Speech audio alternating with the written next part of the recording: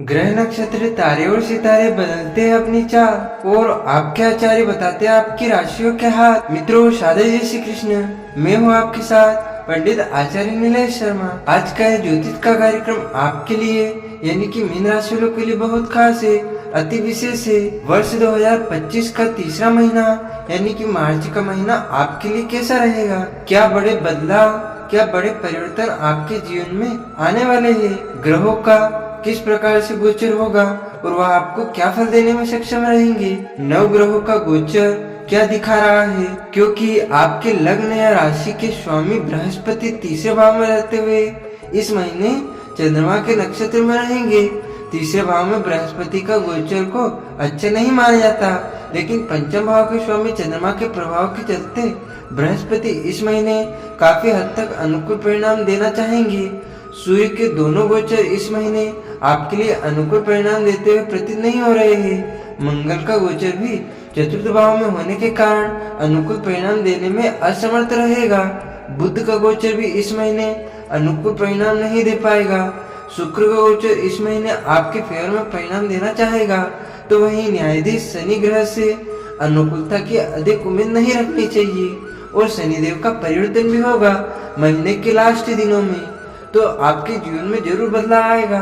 शनि आपके ही राशि में गोचर करेंगे 29 मार्च से, तो आपके जीवन में बदलाव का समय रहेगा। राहु केतु के गोचर भी अनुकूल परिणाम देने में असमर्थ रहेंगे, क्योंकि दोनों छाया ग्रह है। तो चलिए अब विस्तार से जानते हैं कि क्या बड़े बदलाव परिवर्तन आपके जीवन में आएंगे। चलिए सबसे पहले हम बात करते हैं आपके कार्य क्षेत्र की, यानी कि मार्च के महीने में आपका करियर, आपकी नौकरी, आपका व्यापार व्यवसाय कैसा रहेगा। मीन राशि वालों का करियर स्थान का स्वामी बृहस्पति पिछले महीने की तरह आपके तीसरे भाव में गोचर कर रहे हैं। वैसे तो सामान्य तौर पर बृहस्पति के गोचर को तीसरे भाव में अच्छे परिणाम देने वाला नहीं कहा जाता, लेकिन बृहस्पति इस महीने आपके पंचम भाव के स्वामी चंद्रमा के नक्षत्र में रहेंगे। पंचम भाव में बृहस्पति गोचर को अच्छा माना जाता है, अतः पंचमेश के प्रभाव के चलते बृहस्पति कई मामलों में आपको अच्छे परिणाम दे सकते हैं।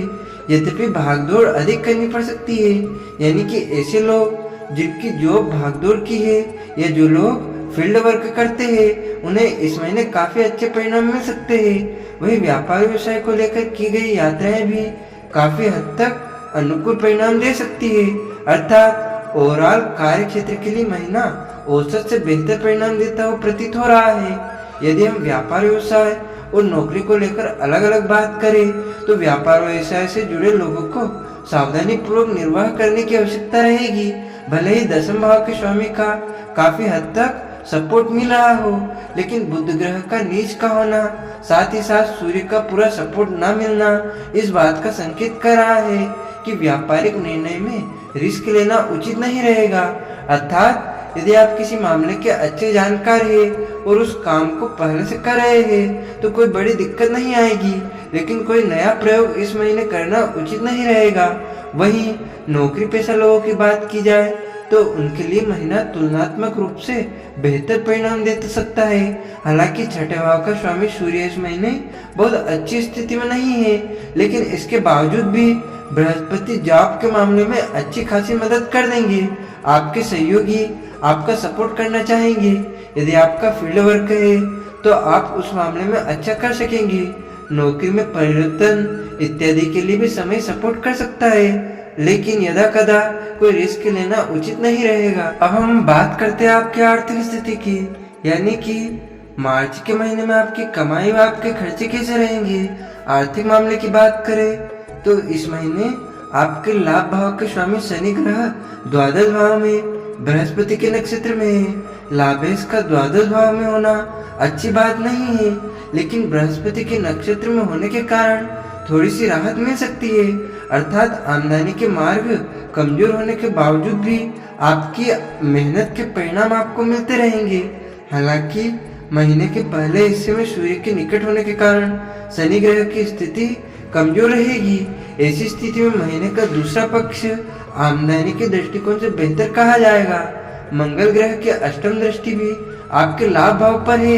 ऐसी स्थिति में भाग्य बस कुछ धनार्जन हो सकेगा, क्योंकि मंगल आपके धन भाव के स्वामी भी है, अतः बचत में भी कुछ हद तक मदद कर सकते हैं। यद्यपि मंगल की स्थिति अच्छी नहीं है, लेकिन दृष्टि प्रभाव के चलते कुछ मामलों में मंगल अच्छे परिणाम दे सकते हैं। बचत के भाव को देखें तो मंगल वहाँ के भी स्वामी है और चौथे भाव में है, तो अनुकूल स्थिति नहीं है। बचत के स्थान पर शनि की दृष्टि लगातार बनी हुई है, यह भी अनुकूल स्थिति नहीं है। अतः इस महीने बचत करने में कठिनाइयां देखने को मिल सकती है, यानी कि बहुत कोशिश करने के बाद भी आप अपनी आमदनी का कुछ हिस्सा बचा सकेंगे। बचत करने की कोशिश कामयाब होने के चांसेस इसलिए भी है क्योंकि धन का कारक बृहस्पति आपके लाभ भाव को देख रहा है, जो होने वाले लाभ के एक विशेष हिस्से को बचत के रूप में कन्वर्ट कर सकता है। इस तरह से इस महीने यानी कि मार्च 2025 में आप आर्थिक मामले में मिले जुले परिणाम दे सकता है। अब हम बात करते हैं आपके स्वास्थ्य जीवन की, यानी कि मार्च के महीने में मीन राशि वालों की सेहत कैसी रहेगी। स्वास्थ्य के दृष्टिकोण से मार्च का महीना आपको औसत लेवल के परिणाम दे सकता है।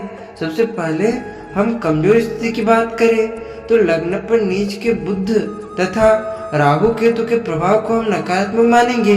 ग्रहों की ये स्थितियां आपके स्वास्थ्य को कमजोर करने का काम कर सकती है, लेकिन इस महीना आपके लग्न या राशि के स्वामी बृहस्पति तुलनात्मक रूप से बेहतर रहेंगे।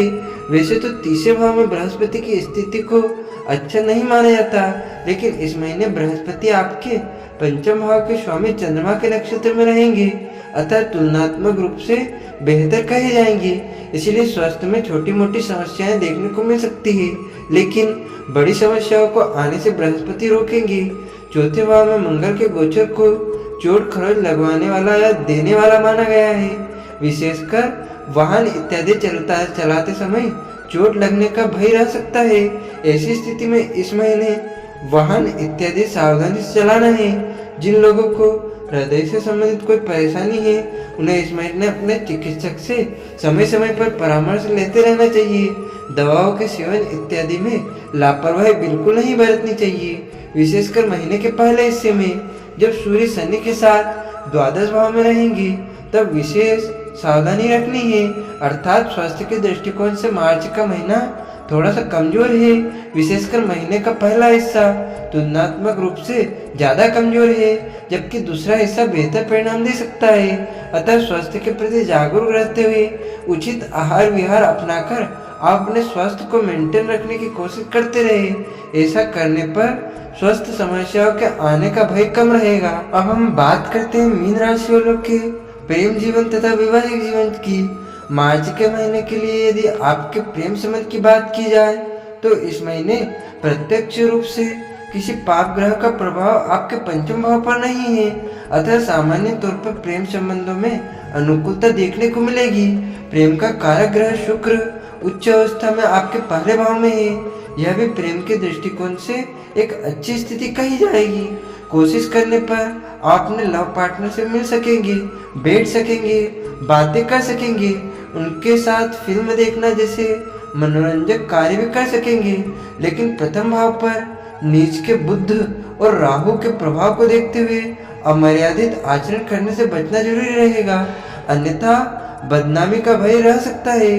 अर्थात मर्यादित तरीके से प्रेम जताया जा सकता है, लेकिन अमर्यादित आचरण नुकसान दे सकता है। वही दाम्पत्य संबंधित मामलों की बात की जाए तो इस महीने सप्तम भाव के स्वामी बुध नीच के रहेंगे। यह कमजोर स्थिति है। पहले भाव में बुध के गोचर को अच्छा नहीं माना जाता, यह भी एक कमजोर स्थिति है। ऊपर से छाया ग्रह राहु केतु का प्रभाव लगातार बना हुआ है। साथ ही साथ इस महीने मंगल की चौथी दृष्टि भी सप्तम भाव पर रहेगी। ये तमाम स्थितियां दाम्पत्य जीवन में परेशानी देने का संकेत कर रही है, लेकिन अनुकूल बात यह रहेगी कि पंचम भाव के स्वामी के नक्षत्र में होकर बृहस्पति पंचम दृष्टि से आपके सप्तम भाव को देखेंगे, फलस्वरूप परेशानियों को दूर करने का काम करेंगे। यानी कि वैवाहिक जीवन में या दाम्पत्य जीवन में कुछ परेशानियां आएंगी, लेकिन आप समझदारी दिखाकर उन परेशानियों को दूर कर सकेंगे। वैसे कोशिश आपकी यही रहनी चाहिए कि वैवाहिक जीवन में परेशानियां आए ही नहीं, अर्थात आपका आचार व्यवहार ऐसा हो कि दाम्पत्य जीवन सुख बना रहे। यानी कि कुछ समझदारी और सावधानियों को अपनाकर आप दाम्पत्य जीवन को संतुलित कर सकेंगे। अब हम बात करते हैं आपके पारिवारिक जीवन की। आपका पारिवारिक मामलों में मार्च के महीने में सामान्य तौर पर आपको थोड़े से कमजोर परिणाम मिल सकते हैं, क्योंकि दूसरे भाव का स्वामी मंगल चतुर्थ भाव में रहेगा। मंगल के लिए अनुकूल स्थिति नहीं है। ऊपर से दूसरे भाव में शनि की तीसरी दृष्टि भी रहेगी।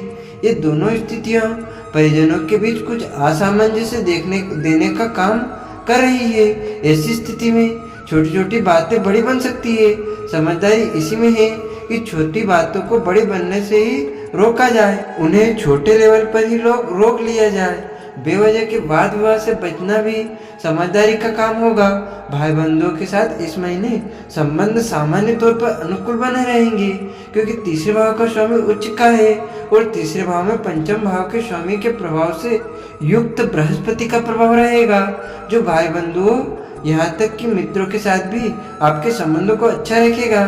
ये संबंध परिजनों के साथ संबंधों को संतुलित रखने में मददगार भी बन सकेंगे।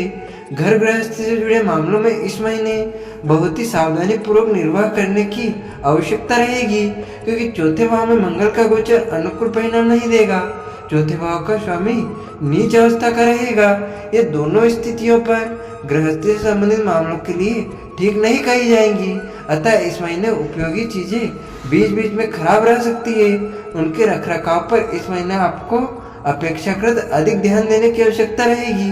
घर के भीतर आपका मूड भी थोड़ा सा बिगड़ा रह सकता है, इसलिए बीच बीच में घूम फिर कर अपने स्वभाव को शांत रखते हुए घर गृहस्थी को मेंटेन करने की कोशिश जरूर रहेगी। आपको बाधाओं से बचने के लिए तथा आपके सभी कार्य निश्चय ही पूर्ण हो, इन ज्योतिषी उपायों को करना चाहिए। मांस, मदिरा, अंडे व अश्लीलता आदि से दूर रहे। बरगद की जड़ों पर मीठा दूध चढ़ाएं और वहाँ की गीली मिट्टी अपनी नाभि में लगाएं। सूर्य भगवान को नियमित रूप से कुमकुम मिला हुआ जल चढ़ाएं। इन ज्योतिष उपायों से आपके ऊपर आने वाली सभी बाधाएं शांत होगी और आपके सभी कार्य निश्चय ही पूर्ण होंगे। आपको और आपके पूरे परिवार को सादर जय श्री कृष्ण, सादर धन्यवाद। जय श्री राम।